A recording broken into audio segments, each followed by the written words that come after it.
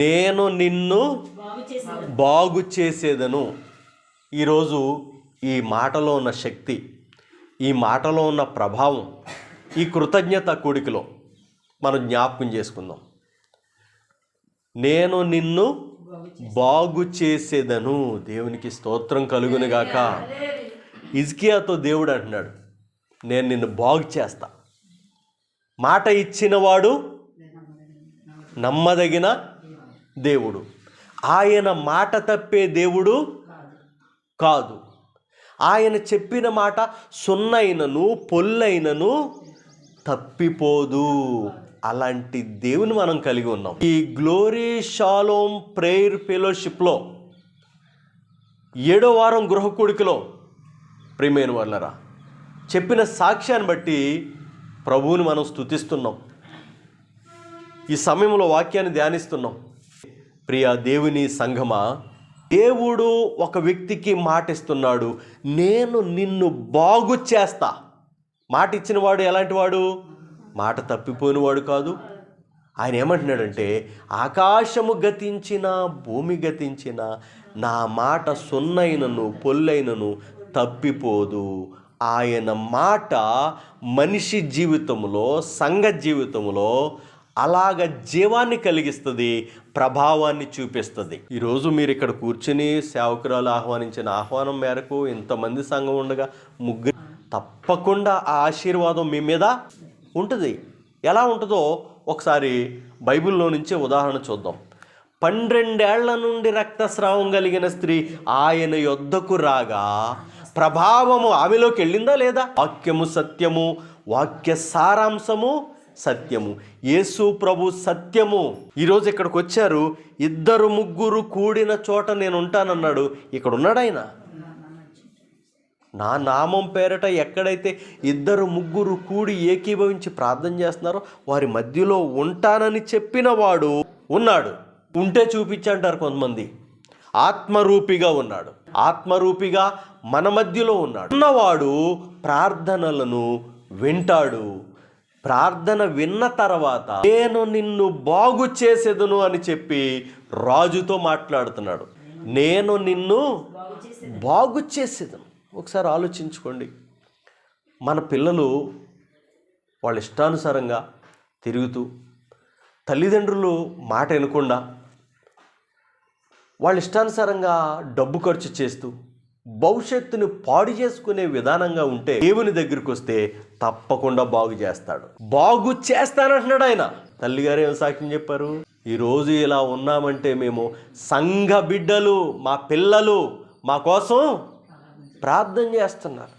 అలా కాకుండా ప్రార్థన చేయకుండా డిఫరెంట్ వే, అంటే దేవుని మార్గంలో నడుస్తున్నారు. ప్రార్థన చేయకుండా డిఫరెంట్ వే, వాళ్ళ కోసం ప్రార్థన చేయకుండా, వాళ్ళని పట్టించుకోకుండా ఉంటే గనక మీకేమాత్రం ఆశీర్వాదం? దీవించే దేవుడు వేరే మార్గంలో దీవిస్తాడు. ఎలాగ దీవిస్తాడో ఒకసారి చూద్దాం. ప్రార్థన చేసిన వారిని దీవిస్తాడు. ఎవరి కొరకైతే ప్రార్థన చేసినో వాళ్ళని దీవిస్తాడు. చూడండి, యోబు గ్రంథము 42:10. మరియు యోబు తన స్నేహితుల నిమిత్తము ప్రార్థన చేసినప్పుడు యెహోవా అతని క్షేమస్థితిని మరలా అతనికి యోబును బాగు చేశాడు.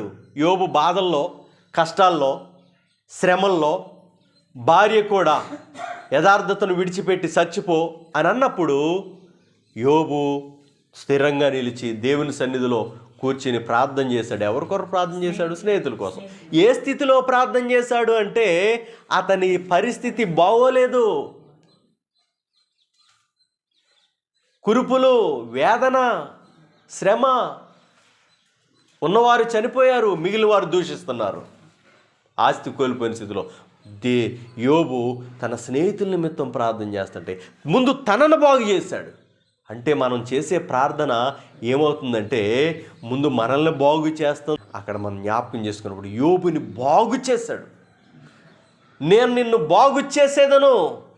దేవుని మాటలో శక్తి ఉంది, దేవుని మాటలో జీవం ఉంది, దేవుని మాటలో వెలుగుంది. మనస్సును బాగు చేస్తాడు దేవుడు. ఏం బాగు చేస్తాడంటే ఆలోచనలు బాగు చేస్తాడు ఆయన. ఏం చేస్తాడండి? ఆలోచనల్ని బాగు చేస్తాడు. యెషయా గ్రంథము 26:3 ప్రకారము, ఎవని మనస్సు నీ మీద ఆనుకొని ఉన్నదో వాని నీవు పూర్ణ శాంతి గలవానిగా. ఇక పూర్ణ శాంతి ఉంటే బాగుపడటమే కదండి.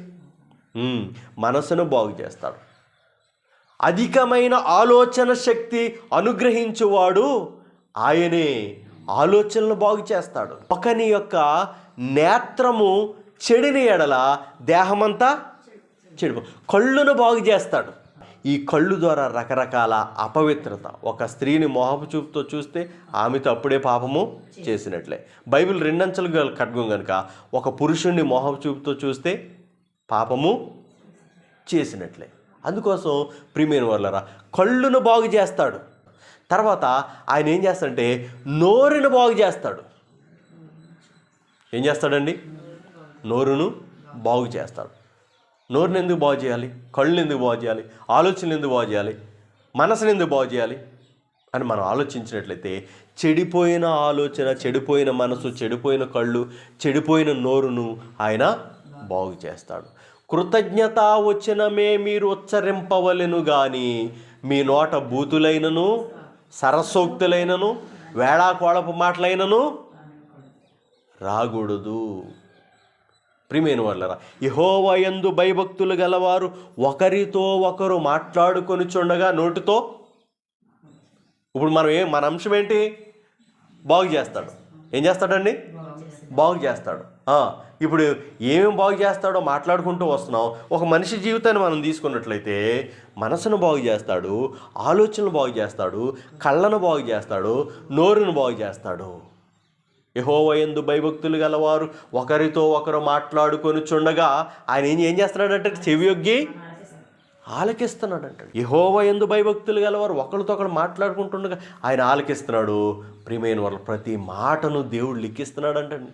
అది మంచిదే కానీ చెడు మాటే కానీ దేవుడు లిఖిస్తున్నాడంట.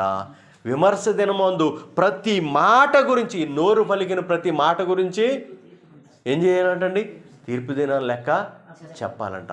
ఇంకా వాక్యాన్ని మనం జ్ఞాపకం చేసుకున్నట్లయితే ప్రియమైన వాళ్ళరా, హృదయము కృతజ్ఞతతో నిండితే కృతజ్ఞత వచ్చినవి వస్తుంది. ఇప్పుడు మనసును బాగు చేస్తాడు, ఆలోచనను బాగు చేస్తాడు, కళ్ళును బాగు చేస్తాడు, నోరును బాగు చేస్తాడు, హృదయాన్ని బాగు చేస్తాడు. ఇంకా బైబిల్లో ఏముంది? నా కుమారుడా, చేతుల గురించి సామెతల గ్రంథకర్త ఏమంటాడు? చేతుల గురించి కూడా ఏమంటాడంటే